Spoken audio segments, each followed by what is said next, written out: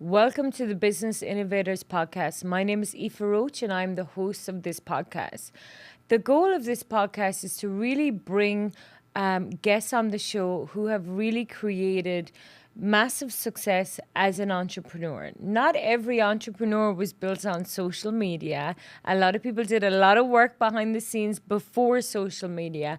And what I really try to do on this show is to really find out and discover the stories of these incredible entrepreneurs who built businesses before social media and who now leverage social media as one of their core channels. So today I'm super happy to have Laurie McNeil on brand as always with Pink. So Laurie, welcome to the show. Thank you so much, Aoife. So great to be here. So good to see you again. You are a branding and marketing specialist, especially when it comes, and I want to talk about this because I think this is an important point for the audience, because I almost always know when you're arriving why. Now, I don't know the exact outfit, but I can always pick the color. And there is a reason behind that. So talk to me about the pink today and why that's such a core fundamental part of your brand. Yeah, absolutely. Branding is such a foundational piece to business, and it's something that I truly believe that entrepreneurs and businesses need to understand and have that deeper level to really know how they can leverage solid branding to increase their sales and impact more people. And so when I started as an entrepreneur in this, I knew right away that I wanted to have a specific color. But what was really funny was I have people ask me all the time, they said, Laurie, is pink your favorite color? No, pink is actually not my favorite color. But when I did a deeper branding analysis of everything that I'm trying to do in the world, I actually discovered a two-tone branding method, which is actually known by fuchsia and magenta for most of the people in our world. But I actually have my own hex codes that I've branded that are my true colors. So there's a lot more to it that I've done within my own branding in order to get to that subconscious level with my ideal client and customer, serving both the female and the male, which is why a lot of my branding colors and branding overall essence have to do with the kind of the darker and the lighter shades of everything that I do. And is that just so that we have people understand when they see you for the visibility? Because I don't think really a lot of entrepreneurs, they think they need a logo. Yes, right? Yes. They think they need a logo and then they're going to have some consistent colors. Most don't, right? If you look on social media, right. The captions can be different colors. The graphics can be different colors. You go to the website, it's a different color. So let's talk a little bit about that, about all of the different assets that people need to think about when it comes to branding. Yeah, well, you actually brought up an important point about the logo, because what people don't realize is that the logo is the last thing that you should actually develop, not the first. And when people don't understand how to build a brand and they don't yet understand what that really looks like, the logo is the first thing that they'll go to because they want that visual identity. But what they don't realize is that you can't actually create the visual aspects of a solid brand until you understand what needs to actually go in the development of that logo. And so, yes, the typography is definitely an important piece of that. It's funny when people say, "Oh yeah, I have a logo. I've had my logo and I've had my brand for years." And like you said, their typography, their colors, their graphics, like nothing matches across any of their platforms. And so, and you know this, a confused mind never buys. Mm-hmm. So if you can't get to that deeper essence of why you do what you do and communicate that clearly to your audience, they're going to be very confused about who you are and what you're about just in your visual identity markers. So yes, everything that I wear happens to be within my brand colors, and you've probably only seen me in those colors as well. That's how I've chosen to build my brand. And that's an important aspect, because a lot of people say, well, do I have to wear a certain color in order to have a strong brand? No, you don't. That's just a decision that I've made in building my brand that communicates who I am in kind of a different way. But there's all kinds of other things within the brand that are important for people to understand when you're trying to communicate the deeper essence of who you are, who you serve, the problem that you solve. And in order to get to that deeper essence of that person that you're trying to reach. And so you do need to pay attention to your typography, because that speaks to a specific client and customer that you're after. You know, sometimes less is more when you're trying to reach a certain demographic. certain types of people in different parts of the world. There's all these things that you have to pay attention to, and what a lot of people will gravitate to is what they like, rather than, oh, I like this color, or this is a nice picture, but they're not putting the pieces together. They're actually communicating the point of that post or of that graphic. And so understanding how all these pieces fit together are essential, and then you actually build the logo once you understand who it is that you're trying to reach and the things that are important to them. There's certain colors that certain people will resonate with versus other colors, certain types of topography, all those different things. And a lot of times when people say, well, I have a lot of engagement in my social media, but it's not necessarily converting, to calls or to sales and there's all different kinds of reasons for that. And branding and marketing is a huge piece of that. Your messaging is a huge piece of that. And then just overall being confusing in general with what you're doing within the messaging and within what you're trying to communicate. There's very specific reasons. And when you do that deeper dive, you'll be able to unlock the reason why certain things that you're maybe working so hard on aren't working. Because that's what it boils down to, right? At the end of the day, is about conversions. And conversations lead to conversions. And too many people get trapped in these vanity metrics of how many likes, how many followers, how many views. That really does not matter. Yes, we want to have a wider reach, but I would rather have a video that has 500 views that got me 5 leads than have one that has 5 million that I get no engagement on. So understanding and crafting the message about who you're speaking to, and like I always I'm always trying to speak to the top 1%, right? That's the market I go for.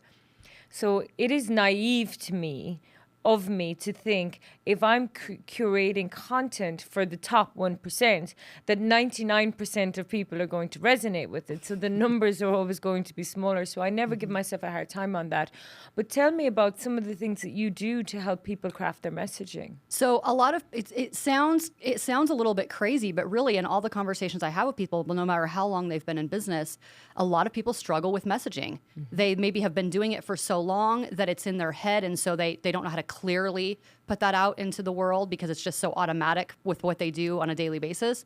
And so they don't understand how confusing that their messaging can be. And so helping them understand the basics of who you are, who you serve, the problem that you solve, and understand the messaging that goes behind how to get to whether it's top 1% or whatever your client avatar is. It's really important because it's not going to be the same. It's not going to be the same for two people in the same industry because there's so many differences with who you are and how you show up and who's going to resonate with you. So helping people understand more clearly about what it is that they do. I'm actually shocked at how many people actually don't know the business that they're in. There's a lot of people that don't understand what business they're actually in and then how to clearly communicate that through their different messaging, and whether that's verbal or whether that's visual, all of that matters. It all communicates the certain message. So then doing that deeper dive into what are you doing, and let's figure out how to actually change what you're doing and figure out why it's not working. And in most cases, it's that they actually aren't as clear themselves as they think that they are, or they've just been doing it for so long that they're not actually able to communicate it very well. So in most conversations, it's going to be one of those two issues. So helping them do a deeper dive into understanding what actually needs to be done to reach their client or their customer that they're really after. In a lot of cases, Aoife, it's not really what they think, because our world is changing so quickly with the advancement of technology in so many ways that's pushing and driving then so many other changes. So within that, what they did 5 years ago, what they did 10 years ago, maybe that was working amazing, they're not actually the same strategies that they need to be implementing now. So there's a lot of confusion around whether that's technologically based or other tactics or other strategies. They say, well, I was rocking and rolling 5 years ago, and now maybe I'm struggling. And it's because our world has shifted so much. You can't keep doing that same thing expecting that different result. So it's literally getting to the level with them and try to figure out what the problem actually is, and then how do we solve it quickly.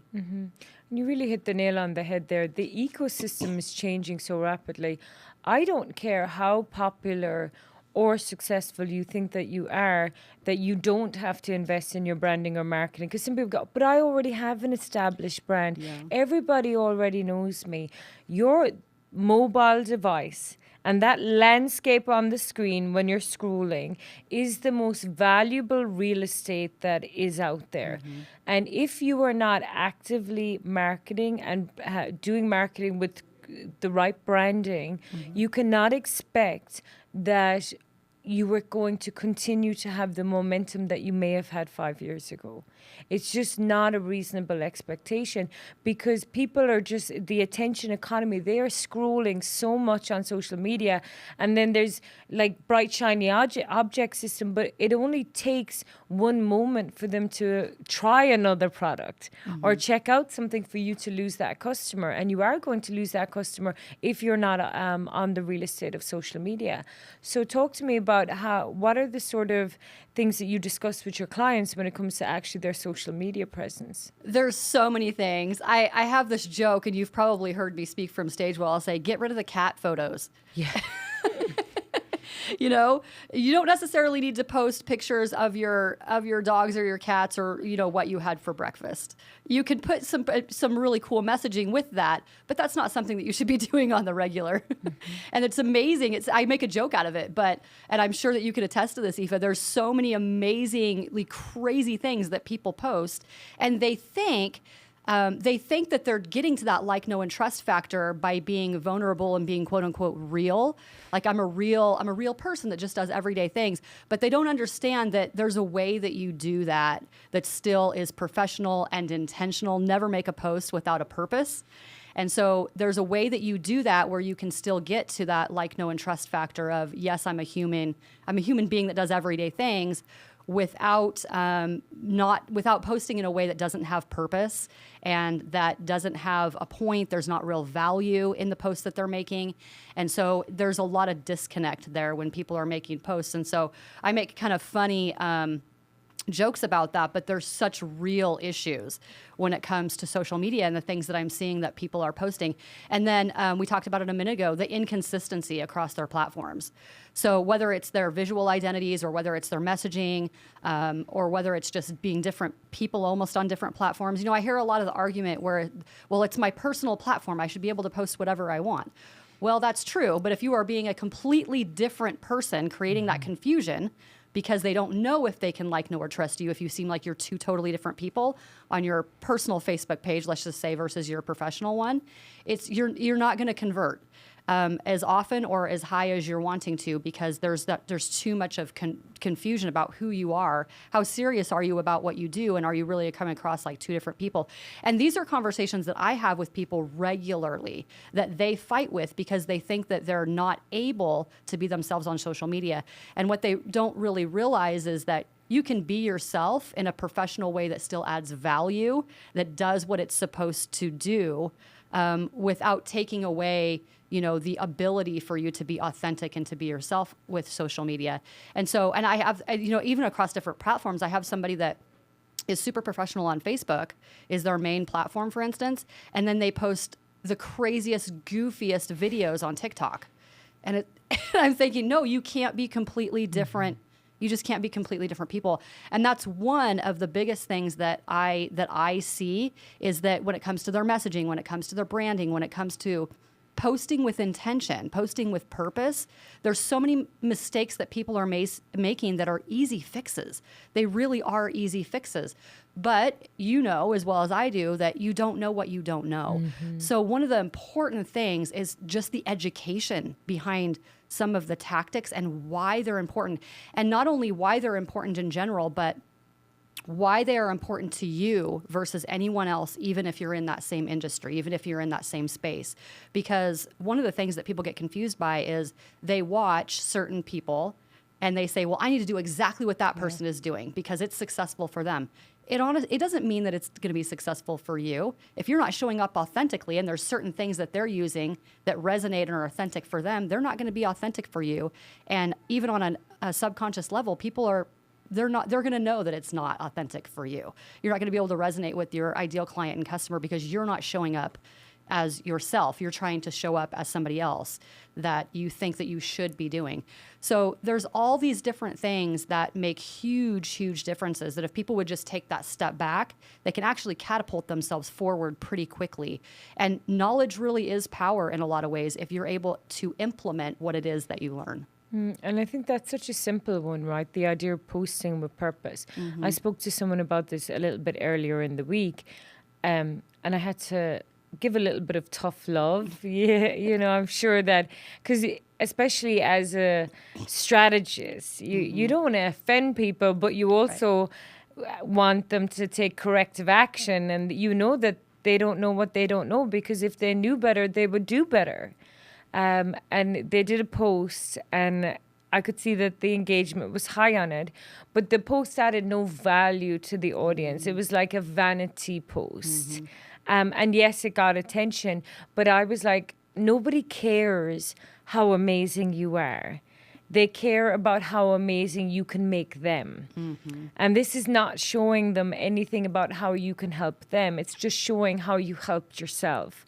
And that is going to repel some of your audience, because they're going to look at you and think what you've done is unattainable, unachievable, because you're not explaining to them the steps about how you did it. You're just showing the end result, going, wow, look at me. Right. And that's not helpful. And I know that people go, but I've got to show the proof that I've done what I've done. And I do get that. But why not just document the small little wins and allow people to buy into the story? And that's going to help them to grow with you as an audience and become more of a follower. So on to that point, actually, with storytelling in marketing and branding. Talk to me about your thoughts on storytelling. Storytelling is an important part, for sure, with marketing and branding, because people want to like you. They want to get to know you. They want to do business with you, but they want to understand enough of your journey to know that you're a quote unquote real person with real issues and real challenges, just like they have. And so to understand how to tell the story in a way that's impactful, that's a way that's compelling, in bite-sized pieces that's not overwhelming, is super important, because they then can visualize themselves having that journey and going through that process from wherever they are to wherever it is that they want to be. And when you can do that in a way that is inspiring to them, then they know that you are the person that's actually going to take them through that process and get to the other side. And it may or may not be the exact results that you have that they're after, but they know enough about you and about the process that you can take them through that it's possible for them to attain their own results, that they can step into that greater sense of self and know that their results might be different, but they're still going to be amazing because you did it and they can too, and you're going to be the person that takes them there. So one of the biggest mistakes that I see, and whether that's storytelling on social media or on stage, because it is a stage, social media is a stage, is that people don't understand how to tell that story. They spend a lot of time, quite frankly, in the origin part of their story that might be the tough places about where they came from and the depths of despair and all those. And yes, those things are super important to understand where you came from and why you're so passionate about what you do. But one of the biggest mistakes I see is that people will spend too long talking about more or less the negative parts of their story and not enough about that transformational part and then the results of that. So I always teach people there's 3 different aspects of how to tell a story well. Yes, you want to back up with your origin story. That's an important part of your messaging so that people know where you started. But then you want to talk about your own transformation of that. You want to talk about the steps that you took to get there. And then you want to talk about the results that are on the other side. And usually when I hear people speak or when I see their stories, it's about 75% on their origin story and about their trauma and about their stuff. And yes, that's an important part of it, but they're leaving their audience hanging. And they don't even realize what a disservice they're doing and how much that's actually affecting their impact and their bottom line when they're missing out on the other 2 very important aspects of that 3-phase process. Yeah, and that's absolutely true. It's the idea of where you were, how you moved from where you were to where you got to, and what were the steps you took along the way. And it sounds so simple in theory. So how do you get your clients, so where your clients build massive personal brands and they have big followings, and then they start to get this negative feedback. Or whether it's negative brand feedback or reputation management, how do you manage that for your clients? Yeah, great topic. I love this because I have people ask me all the time, Lori, why don't you post more personal photos of your son or of this or of that? And I just don't believe it's necessary.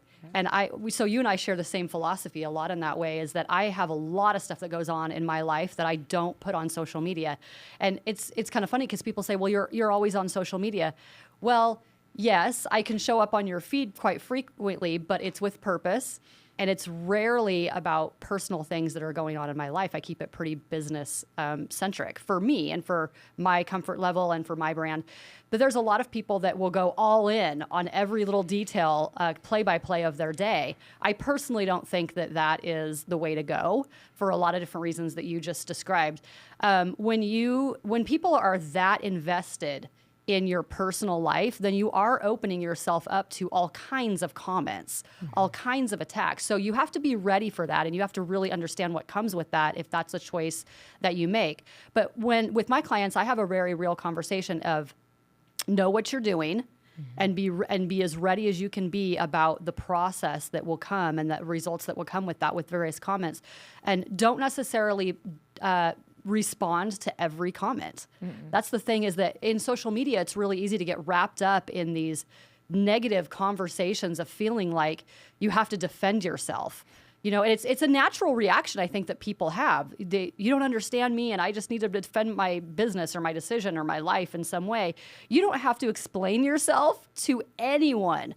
If you choose to put yourself out there, there is a little bit of accountability in that you have to accept as responsibility. But I think that part of that is also recognizing that you need to come from a higher level and not allow yourself to get wrapped up mentally in the negativity of everything that's going to come from that. There's people all over in our world that say, in Hollywood or whatever, that say, I don't even read the comments. I don't even read the tabloids. Like, I don't even really know what people are saying about me. And at first, I remember the first time I heard this was years ago. I heard that. I thought, well, that's kind of weird. Why would you not want to know like what people are? But then as years gone on, and I got deeper and deeper into my journey of understanding everything that I'm doing in branding, I thought, I get that, because the higher level that I go, right, I don't necessarily want to know everything that everyone's saying about me. And so I don't want to get wrapped up in all of the negativity. And so as I've gone along in that process and my level of understanding has increased, I've then helped other people understand you actually don't want to know everything that's being said about you, and you don't want to get wrapped up in this spiral of feeling like you have to defend every comment or everything that's said about you.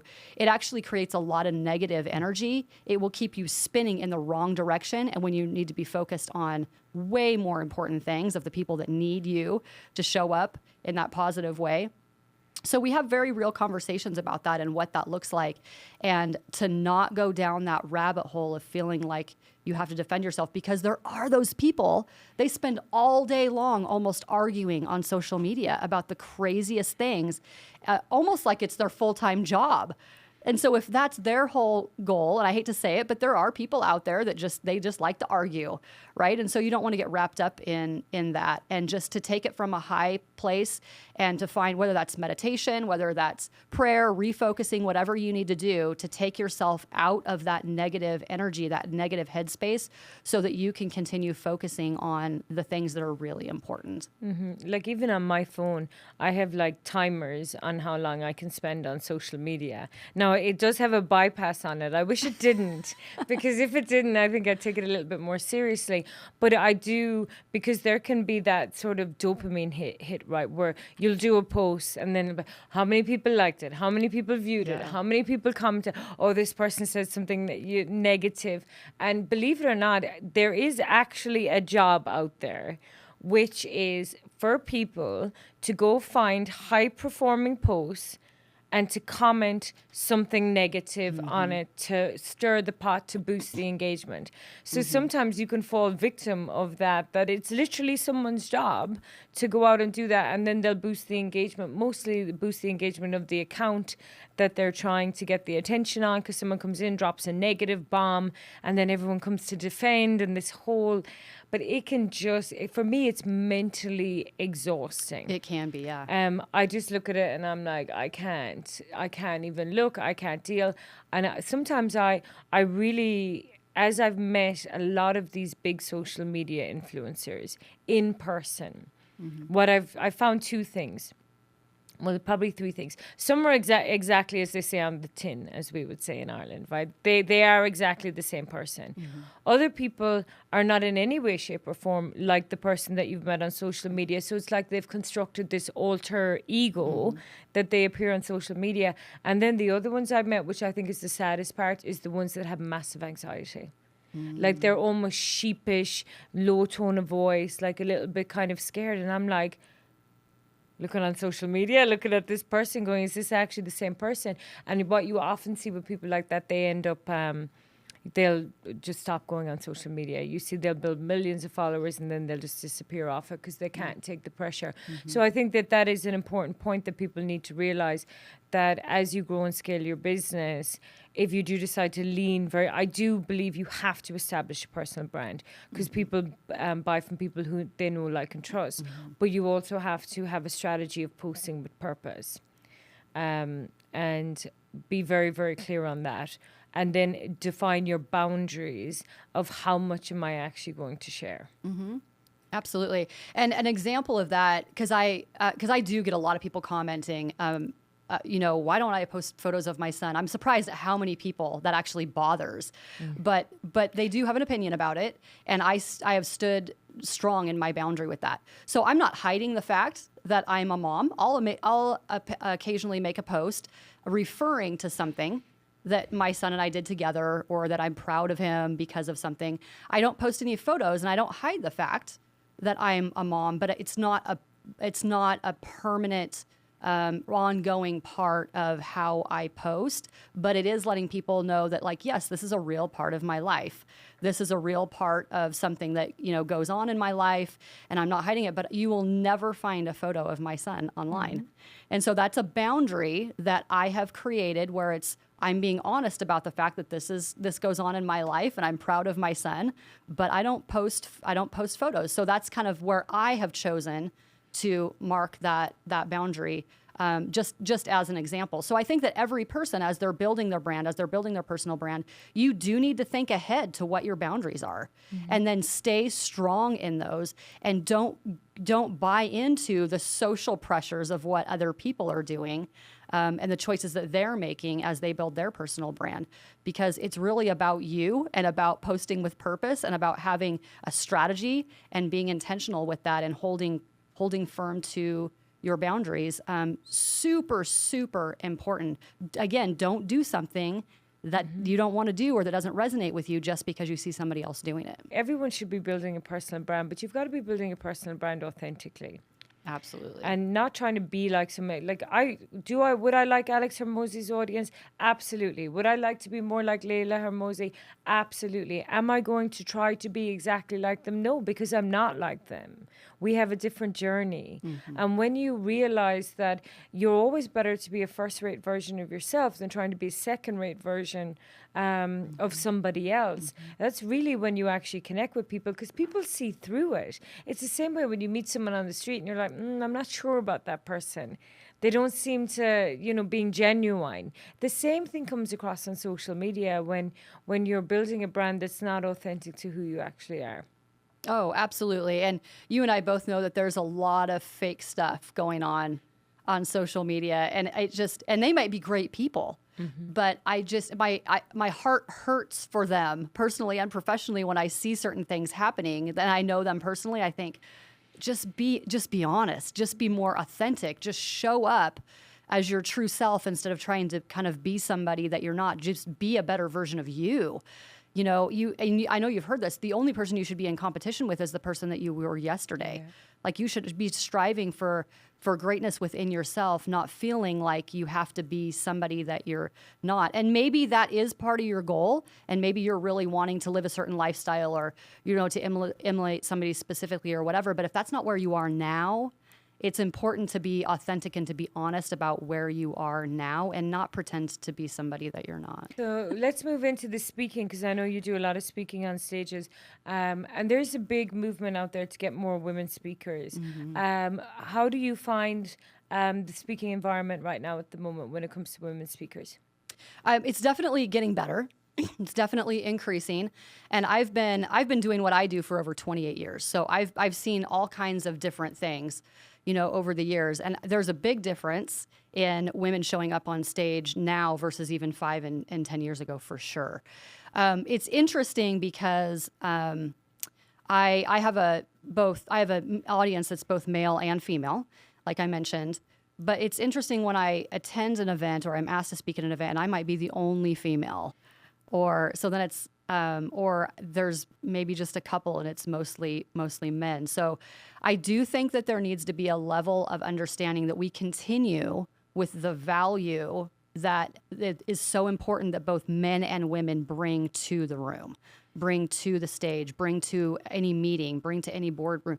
It's so important. So I personally don't like being in rooms with all one or all the other. That's just me. I like the conversation. I like the energy. I like the process that both men and women bring to the space. That's not to say that if you focus only on being a female, entrepreneurial coach, that's bad. I'm just saying for me. So when we do have all female events or all male events, because there are all male events, I think we need to be aware of the energy balance that needs to happen within those spaces and within that dynamic, because it's vastly different. And I think the process is different. And when you go all in on one and all in on the other, I think you're not even realizing the amazing results that can happen when you see things from a different perspective or when you have very different conversations. So I am noticing an increase in women on stage, but I think honestly that we can do better. Yeah. Because there's a lot of stages that I'm on where I might be the only or one of, maybe 2 or 3 in a huge lineup. So we're headed in the right direction. But I think that we have a long way to go to really maintain that balance that is so important for overall depth of the growth that we're all after. Yeah, for sure. Yeah, and that balance is key, right? Because I don't think it should be an either or. No. Because there's different energies, and that's what it boils down to. And there's different topics. But you want to have an event where you have both the masculine and the feminine energy. Absolutely. Because you can have a very strong masculine followed by a very strong female. And it just really balances out for that audience. And I think the female energy sometimes can be soft and soothing and more, and bring aspects and elements of more creativity than the very alpha, do this, the type of that I'm talking about right now that's dominating. And it's no judgment, I get it, that's dominating the stages, but that very hard alpha energy. And I get that there's a place and time for that and for driving business forward, but there's also a place and time for understanding, okay, like, is there a better way that you can do this that can make you work a little bit smarter rather than harder? And I think the women, we tend to bring that sort of energy to things where I'm like, okay, that's great that you did it that way, but have you thought about doing it this way? Might simplify your life a little bit. Let's not make this so tough. So I do think that we bring a different perspective to the table about how things should be done. So last question, Laura. Having been in business for 28 years, first of all, congratulations. Thanks.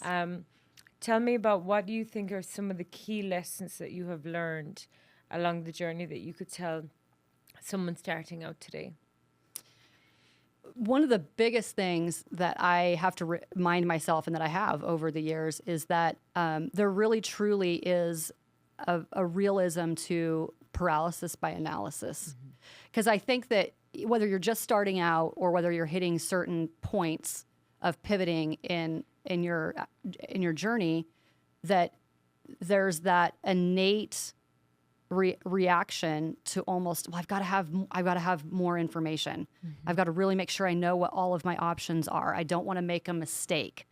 And so that paralysis by analysis that keeps you in that spiral of not taking action is a huge thing to be aware of and to be cautious of, because what I've learned to understand and what I now teach people is that that process is like a flashlight in the dark.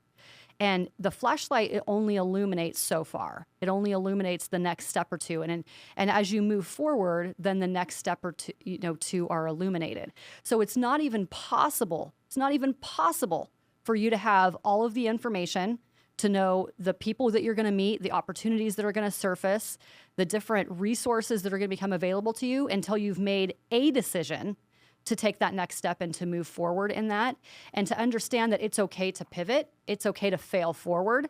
You're going to learn. You're going to learn so much faster and stronger by understanding the importance of failing and having those challenges, because you're going to be able to move through the next challenge faster and stronger. And it's going to be a different challenge that faces you. But because of what you learned in the previous challenge or failure, if you want to call it that, the process is going to be different, but you're going to take all of those tools in your internal toolbox that are going to allow you to make that decision stronger and faster the more you keep going.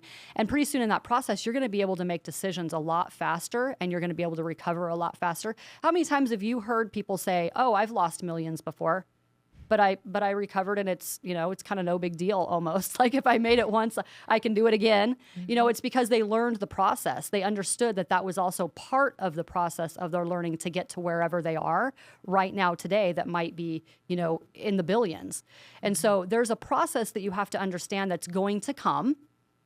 You have to embrace that, and you have to understand that you make a decision and you keep going and you keep going, and you don't get caught up in that what if, kind of a stage. So that's something that I have learned over the years, and that I absolutely teach now as an essential part, is to not get wrapped up in that perfectionism, mindset, that everything has to be just perfect, and that you're gonna be a personal failure, or other people are gonna think you're a failure, or whatever it is, because that's simply not true. I think we're a lot harder on ourselves a lot of the time than really is how everyone else is actually seeing it.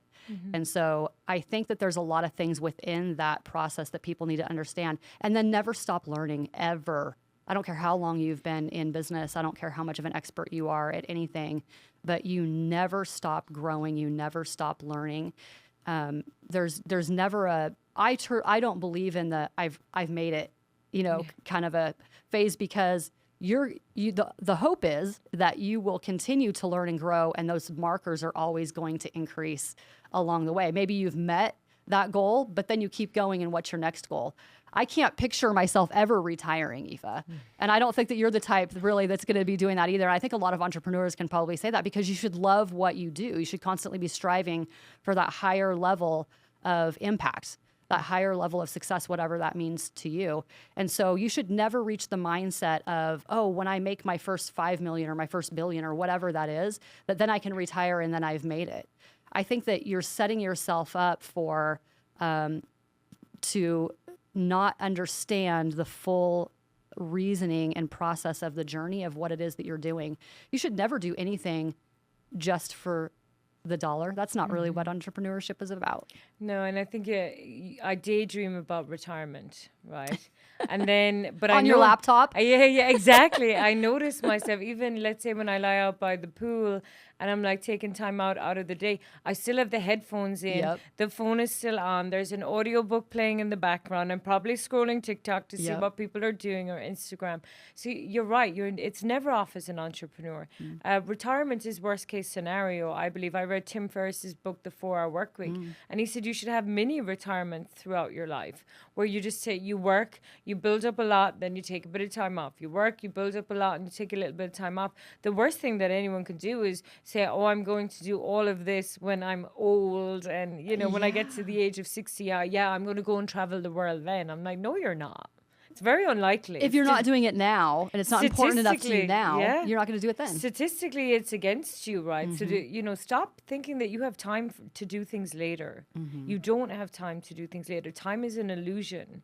And we've got to be really conscious and mindful as entrepreneurs that we do enjoy today even though we are always moving forward to the next thing that we want to gain and accelerate tomorrow, but there may be no tomorrow, and that's the reality of the situation, and that's a reality for a lot of people even today. There is not going to be a tomorrow, and I'm sure none of them thought that they were going to be in that situation. Right. And you actually brought up another really good point, which is not only understanding your why, because people talk a lot about that. What's your why? What's your passion?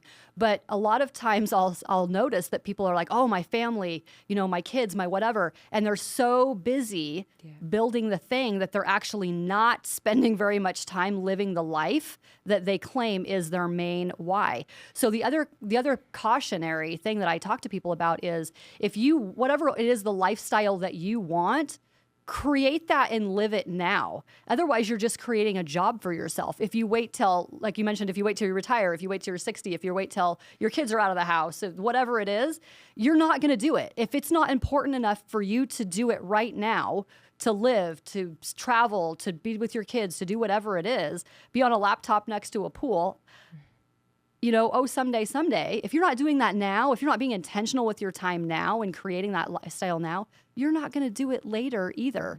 So it's about understanding not only what's important to you, but are your actions actually backing up what you say you want and what you say is important to you?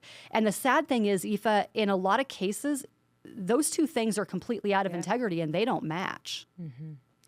And there you go. That I think that is a perfect way to end it, because it's so true, and I'm sure that that's going to hit home for a lot of people. Are your actions congruent with what you're speaking and thinking about? So, Laurie, I want to thank you for being an amazing guest as always. Great conversation as always, across multiple different topics. So if you would please, if you enjoyed this interview, if you can subscribe, depending on where you're watching it, drop a review, drop a comment, let us know that you enjoyed the content. And I want to once again just thank Laurie again for coming in. I really appreciate it. Thank you so much. It was a great conversation, Aoife. Thank you for having me. You're welcome. Good. Amazing. That is true though.